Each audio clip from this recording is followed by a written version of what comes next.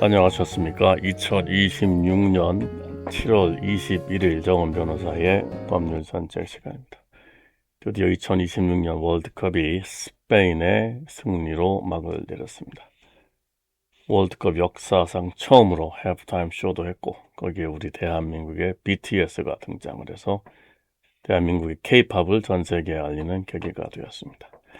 다음 월드컵은 100주년 기념이고 스페인, 포르투갈, 그리고 모로코 3개국이 공동 개최를 한다 합니다. 벌써부터 기대가 됩니다. 부디 우리 미국과 한국의 팀이 좋은 결과를 가져오기를 기대해 봅니다. 오늘은 캘리포니아에서 식당, 카페, 마켓, 세탁소, 미용실 등등 작은 사업체를 운영하시는 분들이 실제로 자주 겪는 문제를 말씀드리겠습니다. 어느 날 갑자기 관둔 직원의 변호사로부터 편지가 옵니다. 우리 클라이언트 의뢰인이 오버타임을 못 받았다. 식사 시간을 제대로 못 받았다. 10분 휴식 시간을 못 받았다. 임금 명세서가 제대로 나오지 않았다. 임금 문제를 항의했더니 근무 시간을 줄였다. 등등 이런 내용입니다. 이런 편지를 받으면 많은 사장님들이 먼저 화를 냅니다. 그 직원이 일도 제대로 안 했다. 내가 얼마나 잘해줬는데 배신을 했다. 돈 조금 달라고 겁주는 거 아니냐. 그런데 캘리포니아 노동법 사건에서는 감정적으로 대응하면 오히려 손해가 커질 수 있습니다. 가장 중요한 원칙은 이것입니다. 감정으로 대응하지 말고 기록으로 대응해야 한다입니다. 직원 변호사의 편지는 아직 판결이 아닙니다. 상대방의 주장일 뿐입니다. 하지만 무시하면 안 됩니다. 왜냐하면 캘리포니아 노동법 사건은 실제 미지급 임금보다 페널티, 벌칙, 변호사비, 그리고 기록 미제출 문제가 더 커질 수 있기 때문입니다. 특히 고용주가 꼭 기억해야 할 현실이 있습니다. 이런 사건이 커지면 사장님은 한 사람에게만 돈을 내는 것이 아닙니다. 세 사람에게 돈을 내게 됩니다. 첫째, 내 변호사한테 돈을 줍니다. 둘째, 직원의 변호사에게도 돈을 내게 될 수 있습니다. 그리고 마지막으로 직원 본인에게 미지급 임금, 벌칙, 합의금 등을 지급해야 할 수 있습니다. 그러니까 노동법 사건에서 가장 무서운 것은 직원에게 몇천 달러 줘야 하느냐만이 아닙니다. 실제 문제는 사건이 길어지면 고용주의 방어 비용이 디펜스가 올라가고 직원 쪽 변호사비도 올라가고 마지막으로 직원에게 줄 돈까지 이제 남는다는 것입니다.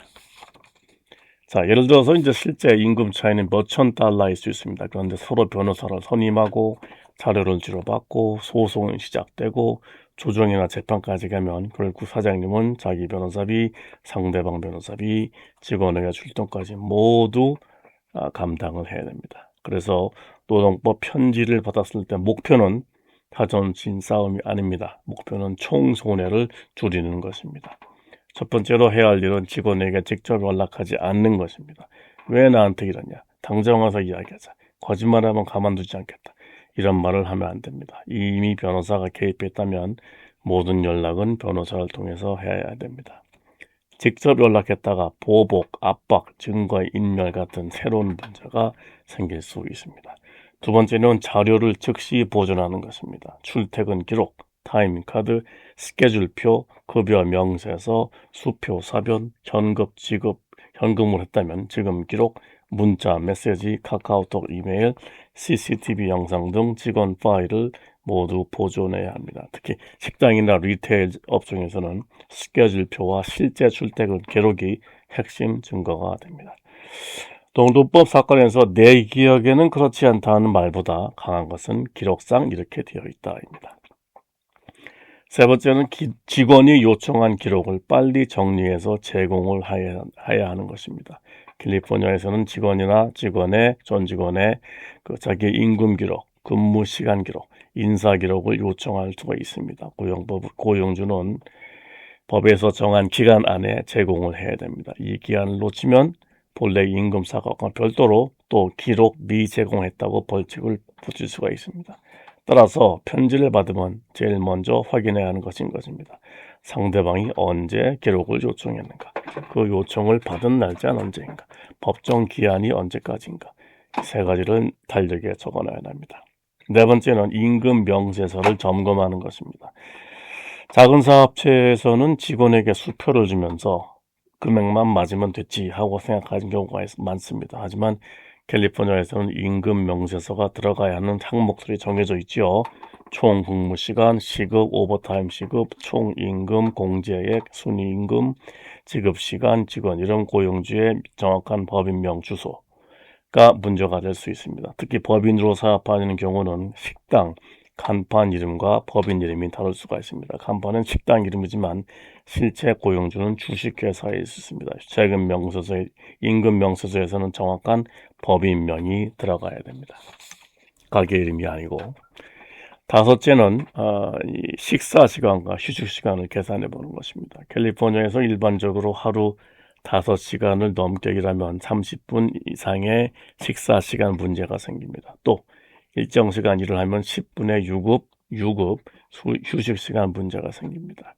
또 식사 시간이나 휴식 시간을 제공하지 못하면 그날 하루에 대해서 1시간분 추가 임금, 또 프리미엄 페이가 문제될 수 있습니다. 그렇다고 직원 변호사가 주장하는 금액이 항상 맞는 건 아니죠. 실제로는 직원이 하루 4시간만 일을 한 말이 많았다면 식사 시간 청구는 약해질 수가 있습니다. 반대로 6시간, 8시간 이런 날이 많은데 식사 시간 기록이 없으면 고용주에게 불리할 수 있습니다. 그래서 결론은 간단합니다. 주장으로 싸우지 말고 날짜별로 계산해야 됩니다. 여섯째는 보복 청구를 조심해야 됩니다.